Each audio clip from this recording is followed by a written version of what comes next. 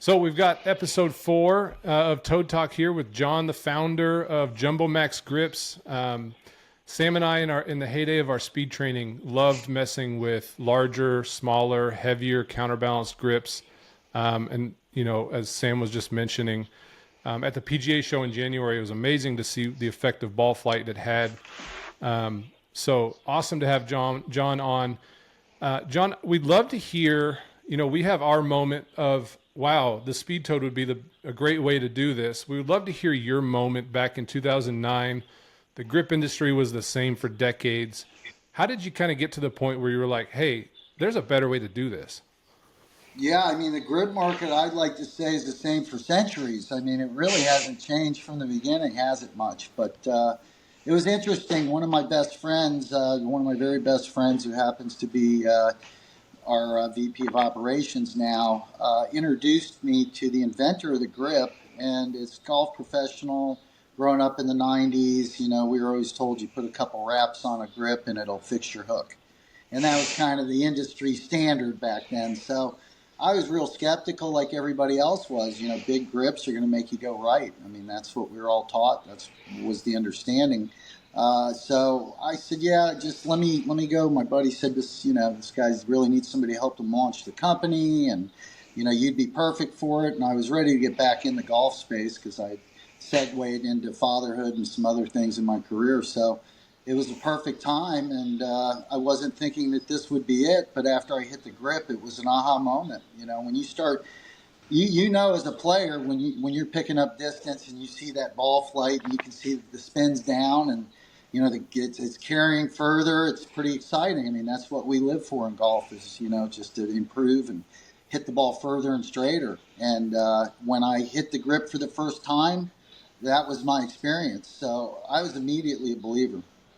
That's amazing. As you brought a new product to the market and a new way of doing things, what were some of the challenges and hurdles that you faced early on in educating the golfers of what you were just talking about? That's a great question, Bryce. You know, it's funny because it's basically the same thing I told you as professionals. You know, we think we've learned it all in the game. And, you know, grips were one thing that was kind of like a given. You know, it's like, okay, this is the size we play. It's more of a color choice or maybe a texture choice.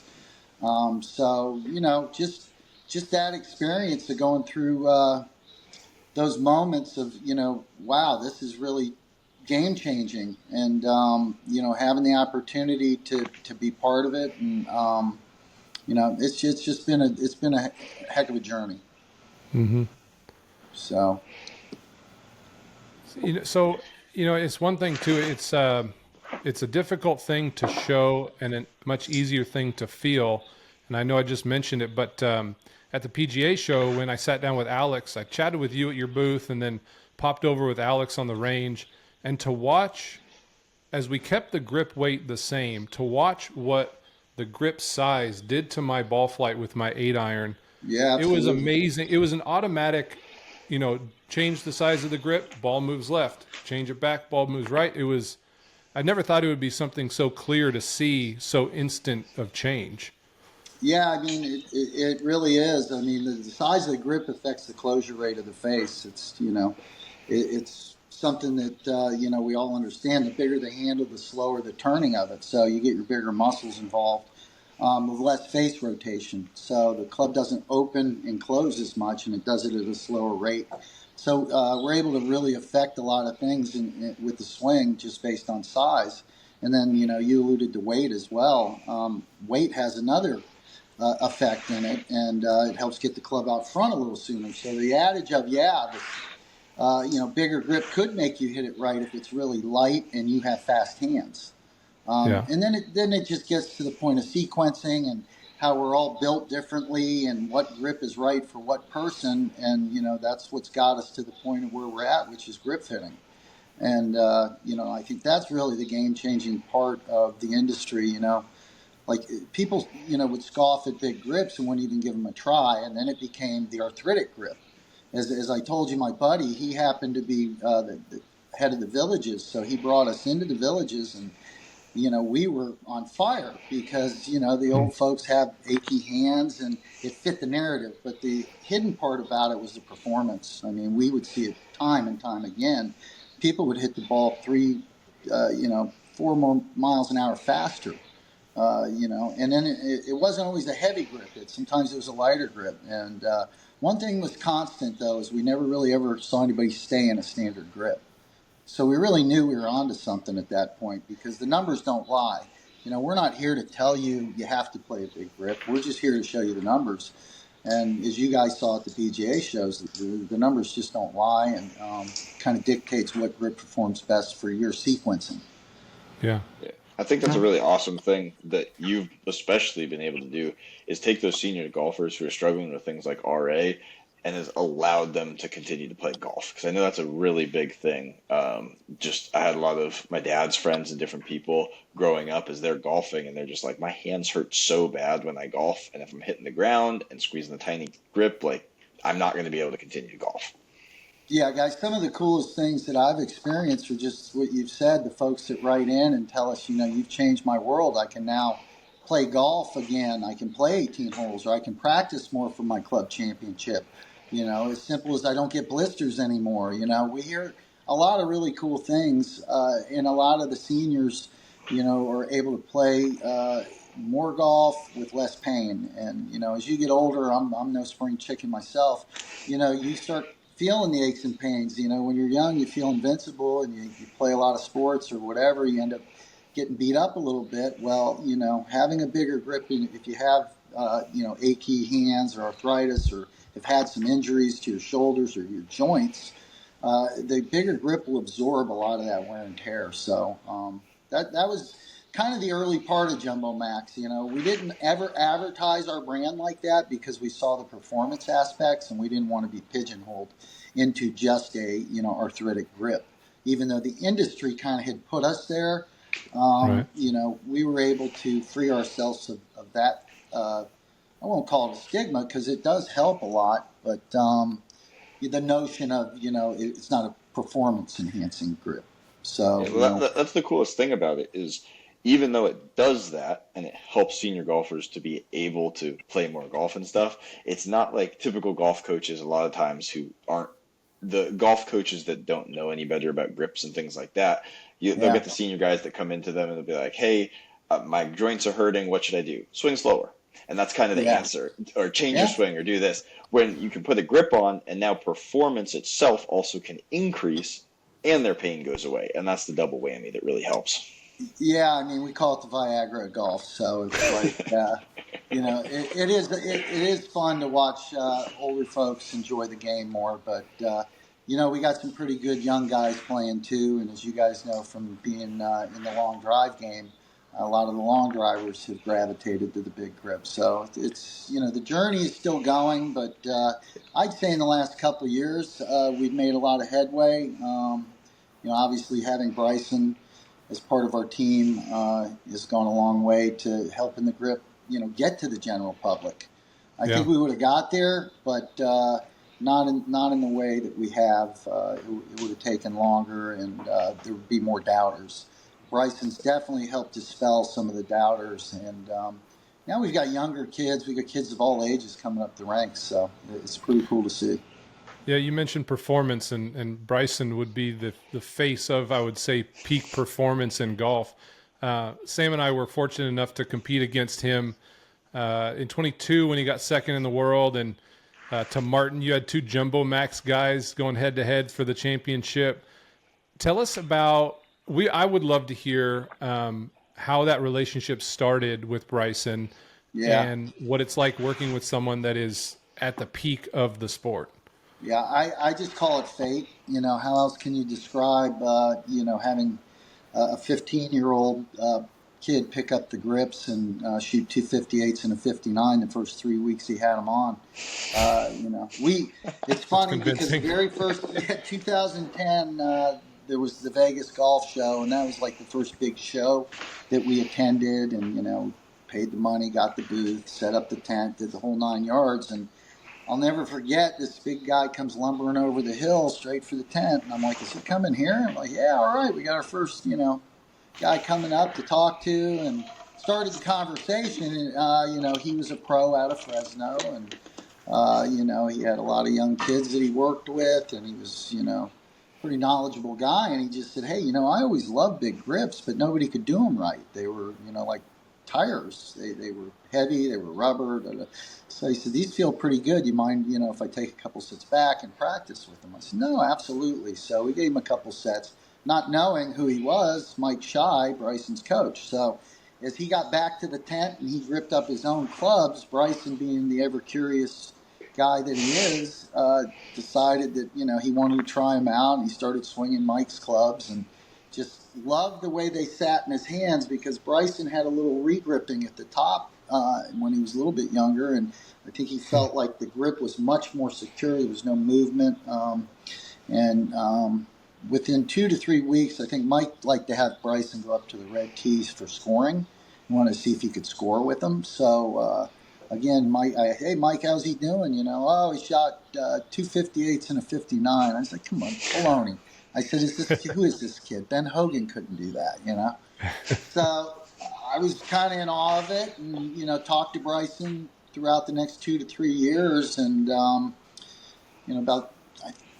it was 2015, the NCAAs. I never met Bryson face to face. We talked bunches of times about grips and theories and all these things. And so I went out to the NCAAs to watch him, and he had the coolest thing. He had the lead, but I didn't get there till the back nine on number 11, and he had just lost the lead. So I got up to the rope, and as I was just kind of gingerly walking up to the rope, he had just teed it up, and he saw me. And Bryson, being Bryson, comes walking over, gives me a hug, and he's like, I can't believe you're here. Thank you so much, for. I'm like, dude, what are you doing? I'm like, what, are you serious right now? I'm freaking out thinking I'm messing this kid up or whatever, and he's lost his attention. And he goes right ahead and hits the green in two and makes birdie and, ties the lead again. Then he birdies another hole. Then we get a rain delay. And he's like, hey, you mind if I can use your umbrella? You mind walking with me? So now I'm walking the fairway with the kid down the championship of the NCAAs, and I'm thinking to myself, is this really happening? This kid's about to win the NCAAs. So we get a rain delay, and again, Bryson being Bryson, hey, man, I'm really hungry. Mr. Maz, you want to come get a burger with me? So we're in the back of this box truck eating a burger on number 16, waiting for the rain to stop. It's me and him. And I'm thinking, I'm still like, what's going on here, Where's his coach? Where's the team? What's happening? So we go back out, and he makes birdie on 16 and hits a heck of a shot on 18, and he's got a one-shot lead. And he's like, hey, you want to get some food? I said, we just ate a burger. He goes, I'm still hungry. So now he's got a plate of food piled up, and CT Pan's coming down the stretch, and I'm thinking, wait a minute. If Pan birdies, you're going to be in a playoff, and you're going to be in a food coma. I mean, sure you want to eat all this? He's got a piece of cake and all this. Yeah, no, I can eat. I'm hungry, So, all right, cool. Then I'm like, hey, maybe, let's go hit a few balls. So now he's hitting balls, and we're at the range. And sure enough, Pan missed the putt. And here comes the team over the hill and ESPN. And I'm like, holy cow. This kid is really special. I mean, he's really special. So, the further the story, I ended up at the U.S. Amateur with him. I stayed with him and Mike and got to be part of that adventure, and started out on the road with those guys when he turned pro. And Bryson is just a really big part of what we do, and we've learned a lot with him, and we're continuing to learn. It hasn't stopped. It's still evolving. That's a phenomenal story. Yeah, So you got into Bryson very early. No, that's great. I didn't get into the U.S. Amateur. That was a whole nother story, but there's been a lot of stories. I mean, it's been an incredible journey, and just to see him evolve into the person and what he's been able to do for the game, because that was always the goal for him. We used to laugh, even at those times. I would say, we're going to change the game. The grips. Bryson, you're the vehicle. You're the innovator, and you're doing really good with these. So this is. If this is really good and the grips are what they are, you're going to help facilitate changing the game of golf forever. And I think he has. And it's not just in grips. He's done it in a lot of ways. And I think he's going to continue to do that. And that's what's so cool about Bryson. So, obviously our customer base is they're focused on speed amongst other things, but they're also looking to get to that next level of their game, improve their golf game, and they're willing to try new ways of doing so. On the speed note, and I know Bryson went from a light grip with his first U.S. Open win to the counterbalanced on the second. Yep. What have you and him learned from all the people trying JumboMax grips in terms of the weight of the grip and how that affects speed? Yeah, and it's funny because, we've worked a lot with Bryson, but we've worked with Justin James and Martin Borgmeyer and, some of the other fastest players in the world. So we've kind of worked with the seniors and also the fastest players in the world. There's benefits, to counterbalance for both. But I equate it to throwing a baseball and throwing a tennis ball. If you were to give a baseball and a tennis ball to an 8-year-old, he would generate more velocity with the tennis ball. But if I gave that same baseball and tennis ball to an adult, you're going to get more speed out of the mass out of having that a little bit extra weight in your hand. So if you do that with golf grips and apply it, you're going to get more speed the stronger you are. Part of what happens, we did a lot of studies through Gears Golf and 3D motion and things like that. The grip, the heavier the grip, the more you can crack the whip and stop it. When it's time and you've gotten to that moment of release, to be able to stop that grip, that's where the speed is. There's a lot of whip in that. So sometimes with a lighter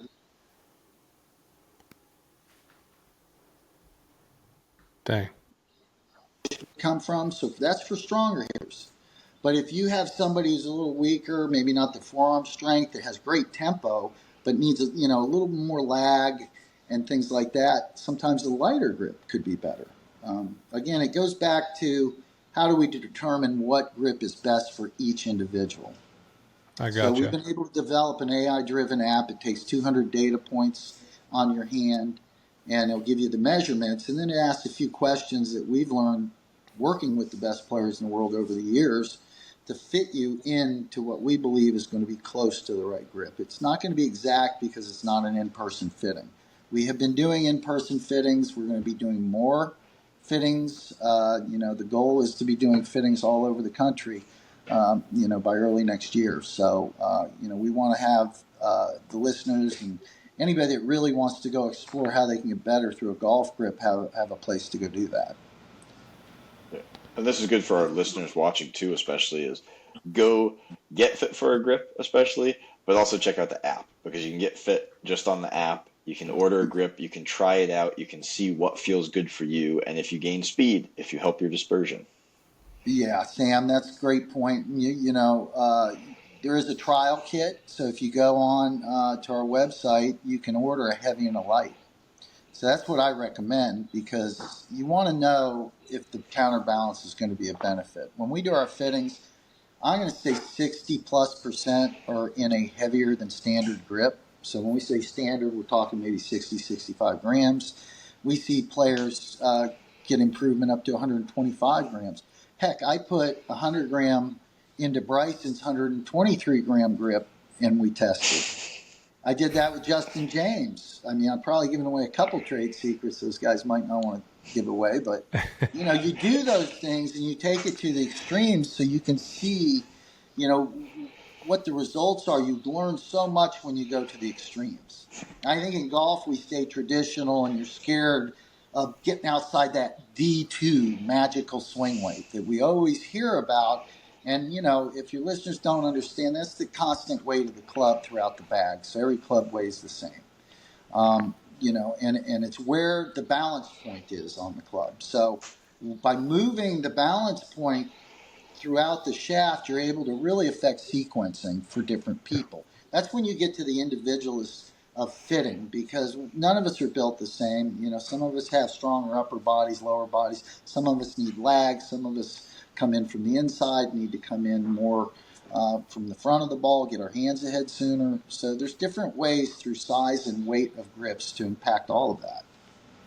Yeah, and you touched you touched on the individual aspect, and I love how you said that when you go to the extremes, you learn a lot, and that's when Speed Toad was born. Was, on Sam's in our speed training together, Sam would try one thing, I would try the same. It would help Sam, it wouldn't help me, or vice versa.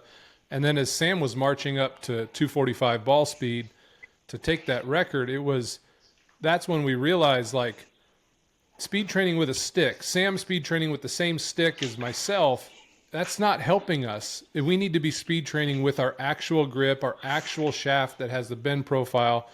And so, I mean, when you just said, when you go to the extremes, you learn a lot. That's the nexus of Speed Toad too, is when we start going to those speed extremes, we saw the variance of stick speed and driver speed going up at different rates.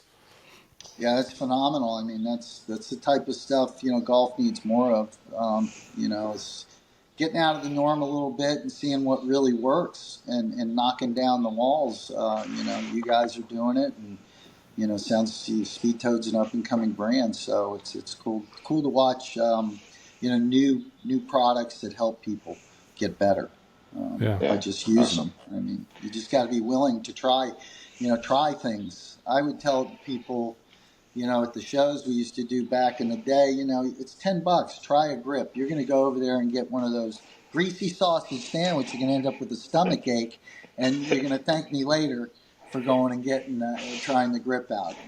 The worst case scenario is you don't have the stomach ache, and you put an old grip back on. So.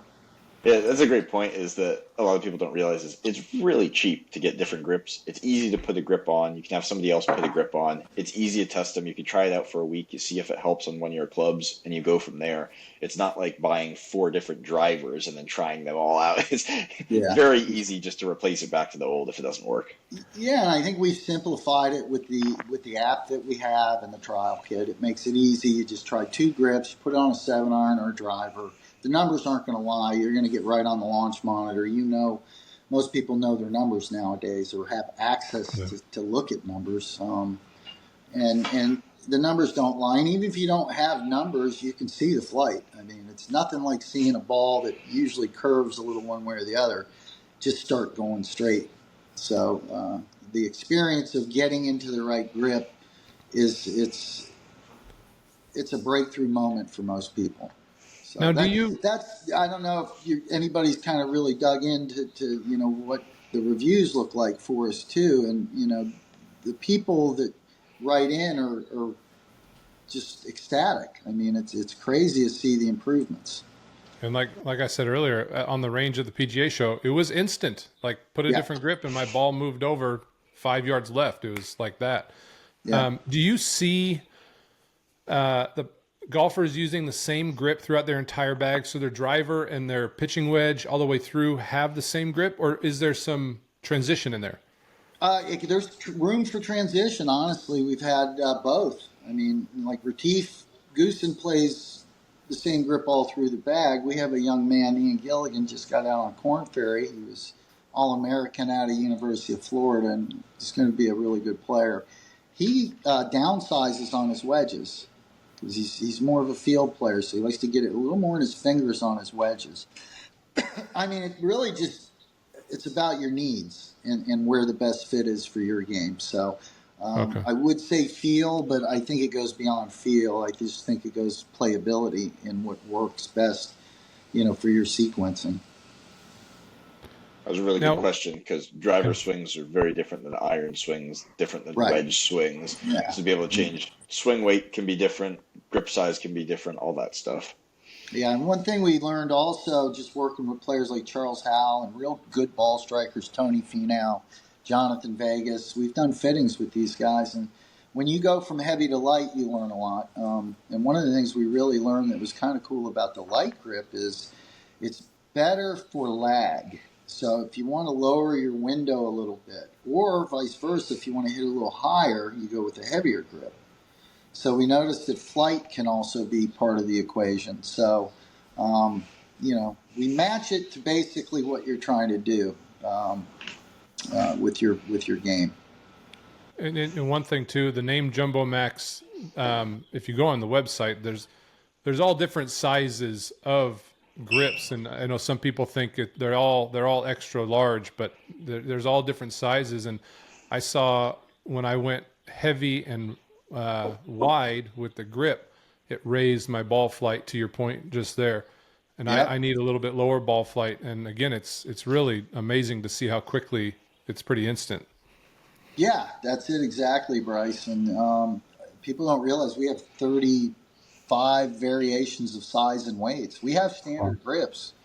Like I said, the only person I've ever fit, and I finally did fit somebody in a standard grip, and he happens to be the fastest swinger in the world right now, Colton Casto. So Colton was unique, though, because he has an extra hinge where he gets to the top and he lets go a little bit and then re-engages. And he actually gains speed through that process. Now, on his regular game, I think he has mediums on. So when he's trying to play his best golf and score and hit the ball the straightest, he plays medium. And then otherwise, for his long drive, he stayed in a standard grip. Just because, and I'm fine with that. We have great standard grips. We have a lot of different textures, different colors. So there's a lot of options, but there's just not too many people that benefit from that grip. So it's just, again, it's numbers based. When Colton starts cruising, I think Sam's shirt, I don't know if it was 23 or 24, but Sam and I were in Memphis at the WLD, and we made it to the second day, and we lost at some point in the second day, and that was Colton's first win. And when he gets that draw going on automatic repeat, it's pretty much game over. Yeah, no, it is, and we're going to be interested. We'll be at the Worlds this year, and we'll have a lot of people competing. We've got, we're actually going to work with a few guys leading into it. We're excited about that, and hopefully JumboMax will have a couple more world champions. We did have Phyllis Meddy, the GOAT, won last year, and she's part of our team. And Kelly Rudney is another former world champion that's a JumboMax user. So we got quite a stable of long drivers. Yeah, Kelly, I think, was the first lady to use a speed toad back almost 2 years ago when we launched. I think she was the first woman to put a speed toad on and start training. I believe that Kelly's one of the hardest working people out there. She loves the sport. She puts a lot of energy and efforts into it. So I'm sure she would gravitate to the speed toad for sure.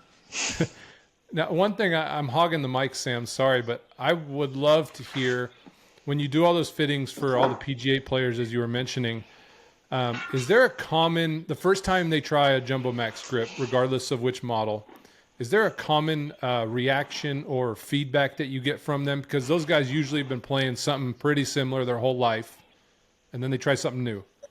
It's a wow. It's just like an average golfer at the driving range a lot of times, Everybody's a little bit different.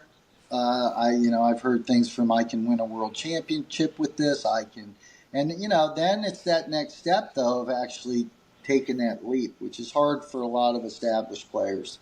Mm-hmm. Right now I feel like there is a benefit for every player in the world, but to try to sell that theory to a guy like Scotty Scheffler or some of his top players who have kind of been there and done that and earned their hay with a different style, maybe a little harder sell than some of the kids that are coming up that already have them on there and they're winning golf tournaments. So we're just kind of that one generation away, I think, from seeing the game shift a little bit into bigger grips. So it's going to be interesting in the next, say, decade or so to see where the movement goes.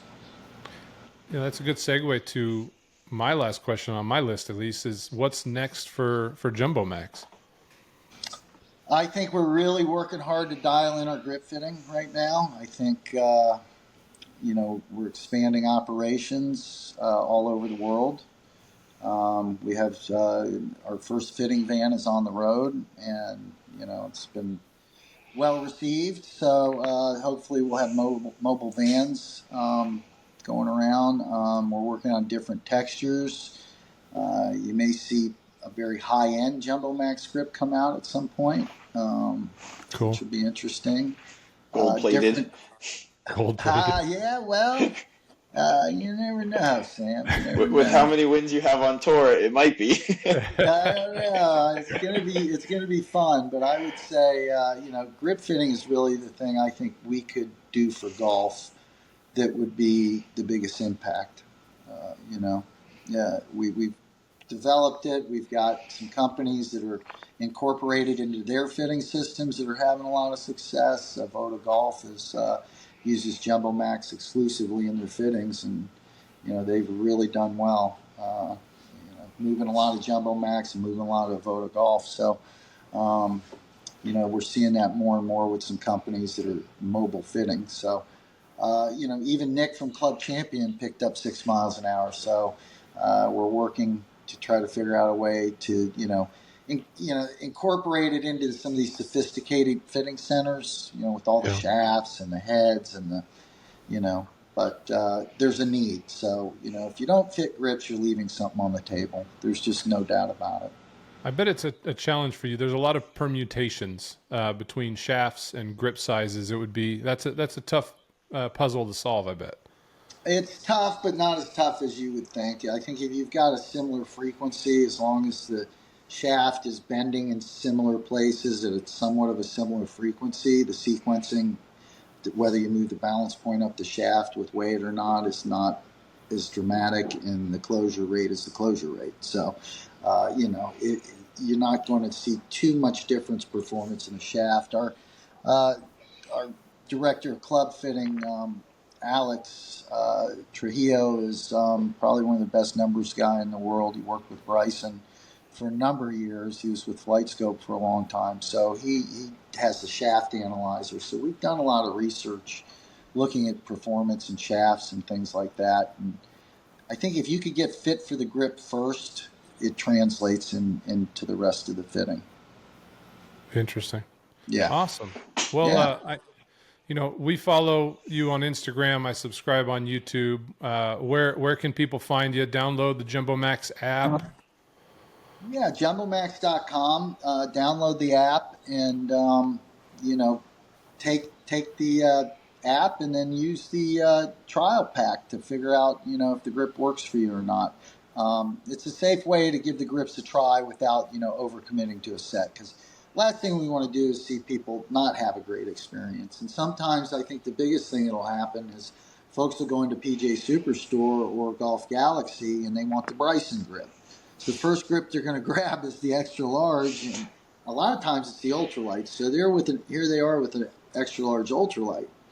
And we still usually, a lot of people are happy, but when you go that big and that light, you may not have selected the best grip for your game. So I highly encourage everybody to take the app first before you choose your grip size. I'm pretty sure that's where Bryce started when he came into the garage like 3 years ago and goes, I got a new grip. Check this out. Put it on there for me. It is. Yeah. It was the one Bryson. I was like, Bryson, I'm going to use it. Hey, listen, you could do worse than trying to do what Bryson does. I mean, he's been highly successful. I think Bryson's got a lot more to do in the game of golf, and we're going to help him any way we can to get better. We're always looking. Every year we try to go back to the drawing board and say, what can we do better in the golf grip? You bet. Well, we have a whole array of different sizes and weights right here, and we're filming a few videos to help our speed-toed users maximize their speed. So we got a few videos coming out about speed and ball flight, testing different grips. So hopefully more and more speed-toed users are utilizing that tool with their grip to maximize both speed and dispersion.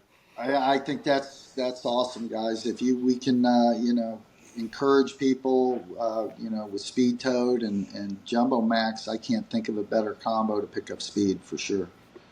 We're biased, but we'll agree with you. Hey, when you combine, that's one thing we don't do. We don't have any swing trainers. I mean, you guys have come up with something really special. So just to be part of that is great for us as well. And I think even more importantly, great for your customers. Appreciate it. Yeah. Well, thanks again for hopping on, John. I'm sure we'll chat soon, but the latest we'll see you probably in January in Orlando, I would guess. Maybe sooner, guys. We got to get you out there and get you fit, and see if we can find some more speed for you guys to get you out of retirement. That That'd be a blast. Well, if you can lower my scores, I'll go compete in some awesome mid-am golf tournaments. How about that? Hey, you know Wes Patterson, right? Yeah, he's a good golfer. Wes and I just won a tournament together. He is, I think he's in the XLs. He's in the XL Tour Series. So, All right. Well, what trophy did you bring home? You won a tournament. That's awesome. It was a member guest, so can't get too excited about it. But hey, a That's win's awesome. a win. So I got Was to there a ride. horse race at the end and you were going with everybody watching? Pretty much. I got to watch Wes hit the 370, 80-yard drives every once in a while. So That's pretty awesome. impressive. Very cool. Well, thanks again, John, and we'll talk soon here. Thanks a lot, guys. Bryce, Sam, great being on with you.